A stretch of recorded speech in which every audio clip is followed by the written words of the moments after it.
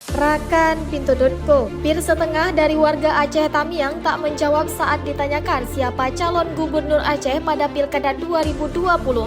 Hal ini terungkap dalam survei terbaru yang dilakukan oleh Poltreking Indonesia. Survei ini menunjukkan bahwa sebanyak 48% warga Aceh Tamiang memilih untuk tidak menjawab pertanyaan mengenai calon gubernur yang akan mereka dukung. Muzakir Manaf atau yang lebih dikenal dengan panggilan Mualim dipilih oleh 26% responden. Selain Mualim, Sudirman yang lebih dikenal dengan nama Haji Uma juga mendapatkan dukungan yang signifikan. Sebanyak 16,6% responden memilih Haji Uma sebagai calon gubernur Aceh pada Pilkada 2024. Tidak hanya itu, survei juga menunjukkan bahwa sebanyak 75,9% responden dari Aceh Tamiang tidak tahu atau tidak menjawab ketika ditanya tentang tokoh yang paling diingat yang bakal maju dalam Pilkada 2024. Survei ini dilakukan mulai tanggal 9 Mei hingga 26 Mei 2024, melibatkan 400 responden yang berusia 17 tahun ke atas atau sudah menikah.